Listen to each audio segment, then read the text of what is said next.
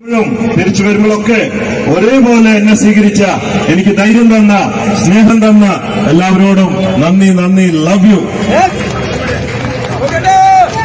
മനഃപൂർവ്വം കുറ്റമൊന്നും ചെയ്തിട്ടില്ല, അതുകൊണ്ട് കുറ്റബോധം ഇല്ലാത്തതുകൊണ്ട് ചിരിച്ചുപോയി ചിരിച്ചു തന്നെ വന്നു. ഉർവശി ശാപം ഉപകാരമായി എന്ന് പറയുന്നത് പോലെയാണ് ഇപ്പോഴത്തെ ബോബി ചെമ്മണ്ണൂരിന്റെ സ്ഥിതി. കേരളത്തിൽ വലിയ വിവാദങ്ങളും ചർച്ചകളും കേസും ഒടുവിൽ ജയിലുമൊക്കെയായി നിറഞ്ഞു നിന്നിരുന്ന വാർത്തയായിരുന്നല്ലോ ബോബി ചെമ്മണ്ണൂർ ഹണി റോസ് ഇഷ്യൂ. അതിൻ്റെ കോലാഹലങ്ങൾ എല്ലാം കെട്ടടങ്ങി എന്ന് തോന്നിയപ്പോൾ എല്ലാവരെയും ഞെട്ടിച്ചുകൊണ്ട് ബോച്ചെ അടുത്തൊരു കരുനീക്കം നടത്തി.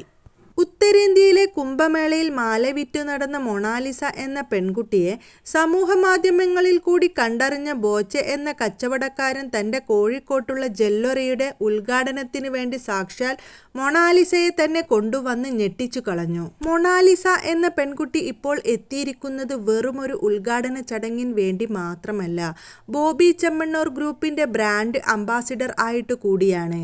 ഒരു വിധത്തിൽ പറഞ്ഞാൽ ഈ സംഭവത്തോടു കൂടി ഒരു മധുര പ്രതികാരം കൂടിയാണ് ബോച്ചെ നടത്തിയിരിക്കുന്നത്. അത് ഹണി റോസിനോടുള്ള ചുട്ട മറുപടിയായിട്ടാണ്.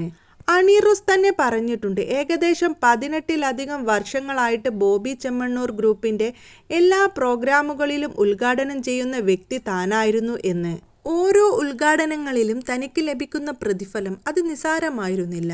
അങ്ങനെയെങ്കിൽ കഴിഞ്ഞ 18 വർഷത്തിലധികമായി ശതകോടികളാണ് ബോച്ചയുടെ കയ്യിൽ നിന്നും ഹണി റോസിന് പ്രതിഫലമായി ലഭിച്ചിരിക്കുന്നത് എന്ന് വ്യക്തം. ഹണി റോസ് നിറഞ്ഞു നിന്ന വേദിയിലേക്കാണ് ഇപ്പോൾ അന്യ സംസ്ഥാനക്കാരിയായ മൊണാലിസ എന്ന ശാലീന സൗന്ദര്യമുള്ള ഒരു പെൺകുട്ടി എത്തിയിരിക്കുന്നത്.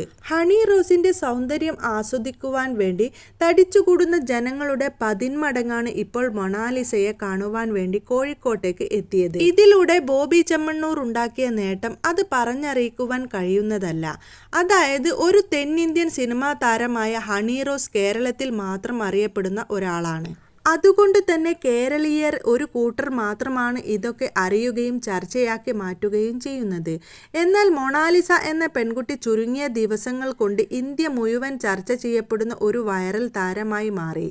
ആ പെൺകുട്ടിയെ ബോച്ച തൻ്റെ ജ്വല്ലറിയുടെ ഉദ്ഘാടന ചടങ്ങിന് വേണ്ടി കോഴിക്കോട് എത്തിച്ചതോടുകൂടി ലക്ഷക്കണക്കിന് ജനങ്ങളുടെ ഇടയിൽ അത് ചർച്ചയായി മാറുകയാണ്. ചുരുക്കത്തിൽ കേരളീയർ മാത്രം അറിയുകയും ചർച്ച ചെയ്യുകയും ചെയ്തിരുന്ന ബോബി ചെമ്മണ്ണൂർ ജ്വല്ലറി മൊണാലിസയുടെ വരവോടുകൂടി ഉത്തരേന്ത്യക്കാരുടെ ശ്രദ്ധാകേന്ദ്രമായി മാറി. 15 ലക്ഷം രൂപയാണ് മൊണാലിസയ്ക്ക് പ്രതിഫലമായി ബോച്ചെ നൽകിയത്. ഹണി റോസ് വാങ്ങുന്ന പ്രതിഫലത്തിന്റെ 1/3 മാത്രമേ ഇതുള്ളൂ. സമൂഹ മാധ്യമങ്ങളിൽ ഈ വാർത്ത പ്രചരിച്ചപ്പോൾ തന്നെ ഒരു കൂട്ടം ജനങ്ങൾ കമന്റ് ചെയ്ത ഒരു കാര്യം, ദരിദ്ര കുടുംബത്തിൽ ജനിച്ചു വളർന്ന ദാരിദ്ര്യശീലയായി ജീവിക്കുന്ന ഇതുപോലെയുള്ള പാവപ്പെട്ട കുട്ടികൾക്ക് ബോച്ചെ ഒരു അവസരം നൽകൂ, അതാണ് ഞങ്ങൾ ഇഷ്ടപ്പെടുന്നത്, അതാണ് വലിയ കാരുണ്യ പ്രവൃത്തി, അല്ലാതെ ഒന്നിനും കുറവില്ലാതെ ആഡംബര ജീവിതം നയിക്കുന്ന കേരളത്തിലെ നടീനടന്മാരെ അല്ല ഞങ്ങൾ കാണുവാൻ ആഗ്രഹിക്കുന്നത്. പകരം ഇതുപോലെയുള്ള പാവങ്ങൾ വരട്ടെ, അവരുടെയൊക്കെ ജീവിതം രക്ഷപ്പെടട്ടെ എന്ന് വെച്ചിട്ട് കുറച്ച് കച്ചവടം നമുക്ക് പിന്നെ പറയേണ്ട കാര്യമില്ലല്ലോ എന്ന് വെച്ചിട്ടാണ് ഇവിടെ ഇൻട്രൊഡ്യൂസ് ചെയ്തത്. മാത്രമല്ല ഇൻട്രൊഡ്യൂസ് ചെയ്യുന്നേക്കാൾ ഉപരിയായിട്ട് സംസാരിച്ച് നോക്കിയപ്പോൾ വളരെ സിമ്പിളാണ്. പിന്നെ എനിക്ക് തോന്നി എന്തുകൊണ്ടും വളരെ വളരെ കഴിവില്ലാത്ത വളരെ സിമ്പിൾ ഫാമിലി, പാവപ്പെട്ടതാണ്. അങ്ങനെ ഒരാളെ ഇങ്ങനത്തെ ഒരു ഇതിൽ കൊണ്ടുവരുമ്പോൾ നമുക്കും മാത്രമല്ല ആൾക്കും ഒരു ഫസ്റ്റ് ഓപ്പർച്യൂണിറ്റിയാണ്. ഇനി ഇതിനുശേഷം ഒരുപാട് പേര് വിളിക്കും.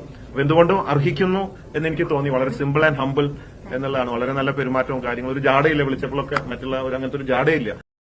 ബോബി ചെമ്മണ്ണൂർ ചെയ്യുന്നത് ഒരു നിസാരമായ കാര്യമല്ല, വലിയ കാരുണ്യം തന്നെയാണ്. ഇവിടെ രക്ഷപ്പെട്ട് കയറി വരുന്നത് ഒരു ദരിദ്ര കുടുംബമാണ്, അതുകൊണ്ട് എല്ലാ സപ്പോർട്ടുകളും ബോച്ചയ്ക്കുണ്ട് എന്ന് പറഞ്ഞുള്ള കമന്റുകൾ വന്ന് സോഷ്യൽ മീഡിയയിൽ നിറയുകയായിരുന്നു. ഇനി അടുത്ത ഒരു വിഷയം, ഹണി റോസ് ബോബി ചെമ്മണ്ണൂർ പ്രശ്നം സോഷ്യൽ മീഡിയയിൽ കത്തിക്കയറിയപ്പോൾ അതിൽ കൂടി ലാഭം ഉണ്ടാക്കുവാൻ കഴിഞ്ഞത് ആർക്കാണ്? അത് ബോച്ചയ്ക്ക് തന്നെയായിരുന്നു. കുറച്ച് ദിവസം ജയിലിൽ വാസം അനുഭവിച്ചു, അത് ശരിയാണ്. പക്ഷേ സമൂഹ മാധ്യമങ്ങൾ ഉപയോഗിക്കുന്ന ഒരു 95% ആൾക്കാരും സപ്പോർട്ട് ചെയ്തത് ആ സമയത്ത് ബോച്ചയെ തന്നെയാണ്. അതിലൂടെ അദ്ദേഹം ഉണ്ടാക്കിയ മൈലേജ് ചില്ലറയല്ല. വാലന്റൈൻസ് ദിനത്തിൽ തന്നെ ബോച്ച മൊണാലിസയെ കൊണ്ടുവന്നത് ഒരു ഭാഗത്ത് തരംഗം സൃഷ്ടിക്കുമ്പോൾ അതിൻ്റെ വീഡിയോകളും ഫോട്ടോകളും സോഷ്യൽ മീഡിയയിലും മെയിൻ ന്യൂസുകൾ ചാനലുകളിലൊക്കെ അത് വൈറലായി മാറുകയാണ്. വലിയ ആഘോഷത്തോടു കൂടി തന്നെയാണ് മലയാളി മൊണാലിസയെ സ്വീകരിച്ചത്. എന്നാൽ ഇതേ വാലന്റൈൻസ് ദിനത്തിൽ ഹണി റോസ് തൻ്റെ ഇൻസ്റ്റാഗ്രാം പ്രൊഫൈലിൽ വാലന്റൈൻസ് ആശംസകൾ എല്ലാം മലയാളികൾക്ക് നേർന്നുകൊണ്ട് ഒരു പൂ വെച്ച് നീട്ടുന്ന വീഡിയോ പോസ്റ്റ് ചെയ്തിട്ടുണ്ട്. Happy Valentine's day. ആ വീഡിയോയുടെ കീഴിൽ ആയിരക്കണക്കിന് കമന്റുകളാണ് നിമിഷ നേരങ്ങൾ കൊണ്ട് വന്നു നിറഞ്ഞത്. ഹണി റോസ് പങ്കുവെച്ച വീഡിയോയിൽ കാണുന്ന ദൃശ്യങ്ങൾ താൻ വാലന്റൈൻസ് ഡേ ദിനത്തിൽ ആശംസകൾ നേർന്നുകൊണ്ട് ഒരു റോസാപ്പൂവ് വെച്ച് നീട്ടുകയാണ്. ആരോ ഒരാൾ തൻ്റെ കയ്യിൽ നിന്നും ആ പൂ വാങ്ങുന്നുണ്ട്. ആരാണ് എന്ന് വ്യക്തമല്ല.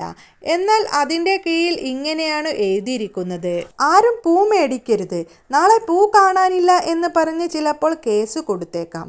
അയ്യോ, റോസാപ്പൂ ഒന്നും വേണ്ട, നാളെ പൂ കാണാനില്ല എന്ന് പറഞ്ഞാൽ വക്കീലിന് കൊടുക്കാൻ കാശില്ല, അതുകൊണ്ടാ. ബോച്ചെ വടക്കേ ഇന്ത്യയിൽ നിന്നും വേറെ ആളെ ഇറക്കി ഉദ്ഘാടനം ചെയ്യാൻ തുടങ്ങി. ഇനിയിപ്പോൾ പൂവും കൊടുത്ത് ഇങ്ങനെ നടക്കാം. പാവം, ഉദ്ഘാടനം പോയിട്ട് ഒരു കേക്ക് കട്ടിംഗ് പോലും ആരും വിളിക്കുന്നില്ല. കഷ്ടം. എൻ്റെ പൊന്നുടാ, ഫ്രീ ആയിട്ട് തന്നതാണെങ്കിലും ഈ ചുവന്ന പൂവ് മേടിക്കാതിരിക്കുന്നതാണ് നല്ലത്.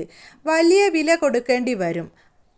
പൂവ് മേടിച്ചിട്ട് പീഡിപ്പിച്ചു എന്ന് പറയാനായിരിക്കും കേസ് വരാൻ പോകുന്നത്. നിന്റെ സമയം കഴിഞ്ഞു. ഇനി വീട്ടിലിരുന്ന് ചക്കപ്പുഴുക്കും കഴിച്ചുകൊണ്ട് റോസാപ്പൂ ചെവിയിൽ വെച്ച് നടക്കാം. റേച്ചൽ സിനിമ ദേ പെട്ടിയിൽ കിടക്കുന്നു. മാർക്കറ്റ് ഇടിഞ്ഞു ഹണി റോസിൻ്റെ മാർക്കറ്റ് ഇടിഞ്ഞു. ബോച്ചെ കളം മാറ്റിപ്പിടിച്ചു കൂയി എന്നും വിളിച്ചുകൊണ്ട് റോസാപ്പൂവും കൊടുത്ത് പാവം ആണുങ്ങളെ ജയിലിൽ കയറ്റാനല്ലേ? ഒന്നും വേണ്ട, ഞങ്ങൾ ആളെ മാറ്റി. കുംഭമേളയിൽ സുന്ദരി വന്നു. ബോച്ചയെ ജയിലിൽ കയറ്റിയ പരട്ട കിളവി, നീയും ഒരിക്കൽ ജയിലിൽ ആവാതെ ഈ ഭൂമിയിൽ നിന്ന് മരിക്കില്ല. നീ ഇവിടെ കൂയി പറഞ്ഞിരുന്നു. ബോച്ച അവിടെ ഹിന്ദിക്കാരിയെ കൊണ്ടുവന്ന് ഉദ്ഘാടനം ചെയ്യിപ്പിക്കുകയാണ്. ഇത്തരം കമന്റുകളാണ് ആയിരക്കണക്കിന് ഇങ്ങനെ നീണ്ടു കിടക്കുന്നത്. ഹണി റോസ് കഴിഞ്ഞ ദിവസം ഇന്റർവ്യൂവിൽ പറഞ്ഞിരുന്നു, കേരളത്തിൽ ബഹുഭൂരിപക്ഷം ജനങ്ങളും എന്നെ സ്നേഹിക്കുന്നവരാണ്. പാലക്കാട് എത്തിയപ്പോൾ കോളേജ് കുട്ടികൾ ക്ലാസ് കട്ട് ചെയ്തിട്ടാണ് തന്നെ കാണുവാൻ വേണ്ടി വന്നത്. അവർക്ക് എന്നോടുള്ള സ്നേഹത്തിൻ്റെ പ്രതിഫലമായിരുന്നു അത്. സോഷ്യൽ മീഡിയയിൽ വരുന്ന ഈ കമൻറ്റുകൾ ചിലരുടെയൊക്കെ PR വർക്കേഴ്സ് എഴുതി പിടിപ്പിക്കുന്നതാണ്. അവർക്ക് റിയാലിറ്റിയുമായി യാതൊരു ബന്ധവുമില്ല. അവർ കമന്റ് എഴുതാൻ വേണ്ടി മാത്രം ജീവിക്കുന്നവരാണ്. പക്ഷെ യാഥാർത്ഥ്യം ജനങ്ങൾ എൻ്റെ കൂടെയാണ് എന്നുള്ളതായിരുന്നു. എന്നാൽ ഹണി റോസ് സമീപകാലത്ത് പങ്കുവെക്കുന്ന ഓരോ പോസ്റ്റുകളുടെയും കീഴിൽ വരുന്ന കമന്റുകൾ ഹണി റോസിന്റെ വാദത്തെ നിഷേധിക്കുന്നതാണ്.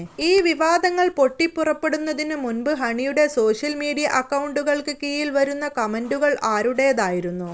അതൊക്കെ പോസിറ്റീവ് കമന്റുകളായിരുന്നു. ഹണി റോസിനെ ഇഷ്ടപ്പെടുന്ന ആൾക്കാരുടെ കമന്റുകൾ തന്നെയായിരുന്നു അത്.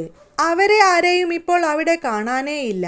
അവരെയൊക്കെ ഹണി റോസിനെ മറന്നതുപോലെയാണ് ഇപ്പോൾ തോന്നുന്നത്. കാരണം ഇടയ്ക്കെങ്കിലും അവർ വന്ന് ചില കമന്റുകളൊക്കെ ഇട്ടെങ്കിൽ മാത്രമല്ലേ ഹണി റോസിനെ സ്നേഹിക്കുന്നു എന്ന് പറയാൻ പറ്റൂ. പക്ഷേ ഹണി റോസിന്റെ ഭാഷയിൽ പറഞ്ഞാൽ ബോബി ചെമ്മണ്ണൂറിന്റെ PR വർക്കേഴ്സിനെ മാത്രമേ ഇപ്പോൾ കാണുവാൻ കഴിയുന്നത്. എന്തായാലും മൊണാലിസയെ കൊണ്ടുവന്നതിൽ കൂടി ബോബി ചെമ്മണ്ണൂർ നേടിയെടുത്തത് കോടികൾ കൊടുത്താൽ കിട്ടാത്ത നേട്ടമാണ്.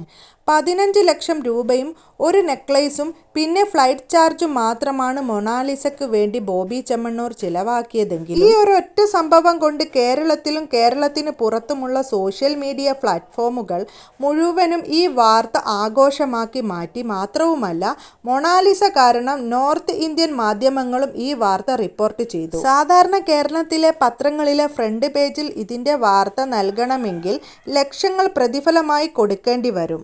കൂടാതെ മുഖ്യധാരാ മാധ്യമങ്ങളിലൊക്കെ പരസ്യം നൽകുമ്പോൾ കോടിക്കണക്കിനായിരിക്കും നിമിഷ നേരം കൊണ്ട് ബോച്ചയിലൂടെ കയ്യിൽ നിന്നും പൊട്ടിപ്പോവുക. എന്നാൽ പരസ്യത്തിന് 1 രൂപ പോലും ചിലവാക്കാതെ സമൂഹ മാധ്യമങ്ങളിൽ സൗജന്യമായി ബോച്ചയുടെയും മൊണാലിസയുടെയും പ്രൊമോട്ട് ചെയ്യുകയും ആഘോഷമാക്കുകയും ചെയ്യുമ്പോൾ അതൊരു മധുര പ്രതികാരമായി കൂടി മാറുകയായിരുന്നു.